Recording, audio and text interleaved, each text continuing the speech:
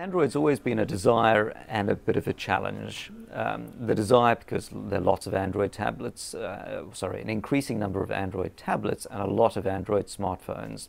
Stats show there are more Android smartphones in the US market than iPhones, and I think growing faster. The problem is mileage is variable on Android. There are variable screen sizes, there are multiple OS versions. People take way longer to upgrade their OSs than they do in iOS. When iOS 6 comes out, within a month or two, 85% or more of people are running OS 6. On Android, there are people running Android 4, and there are huge numbers running Android 2.3. And on Android, as you said, video doesn't play very well on the device. On many Android devices, video simply won't play. So building on Android is much more challenging. That said, we try to build things that consumers want, and when one of your top incomings is we'd like an Android tablet version, you see the rise of low-cost Android tablets. You see Android tablet manufacturers often doing quite innovative things like IR blasters to control the TV or set-top box as a remote control, the ability to customize things and have home square tiles and so on.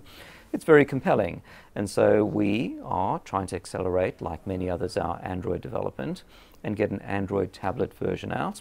I think it's extremely desirable. We don't play video, at least not very much, in Zeebox. It's a second screen app, so the problems with video not playing often on Android, or at least older versions, doesn't really affect us.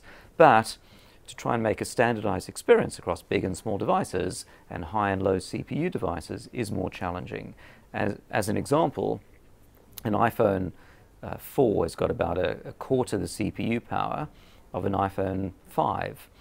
But on Android devices, you might find a low-end Galaxy S2 or something with something like a tenth the performance of a higher-end iPhone 5. And so to create a single proposition that scales across all of these is, for any company, quite difficult. I think people look at second screen from various angles. There's an advertising angle, there's a broadcast angle, there's a pure social angle. There are the coalescing in many cases of smaller second screen companies that have had their funding a couple of years ago, and there are the entrance potentially of the bigger players like Twitter and Facebook. So it's a hive of activity. From where I see it, it's fantastic. I think broadcaster engagement to create new types of programming, commissioners asking for new types of shows that have social built in, that often have participation built in. And for me, participation is, I think, a key thing. It's great to find things to watch, it's great to chat around things, but it isn't the dream to be part of the show. And I think our tools and integration with first screen on-air graphics and our broadcast partners enable that. So for me, it's probably accelerating faster than ever before. It's something that's becoming more first nature, I guess, to most people. But I think we're also seeing some of the earlier propositions perhaps getting shaken out, and we're seeing the arrival of newer propositions.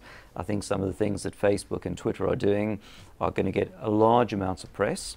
I think they're going to enable a lot of companies to participate by encouraging people to like, tweet, social around TV shows, and encourage a whole new groundswell of social activity around TV shows, but really becoming platform enablers to share a common currency. Whether you watch something in Netflix or you watch it with Zeebox, you're going to have a watch action that Facebook has. And that's going to become pervasive and going to lead to a lot more, I think, another swell of activity that takes things to even the next level. And that's going to come out over the coming months, I think, visible to everyone.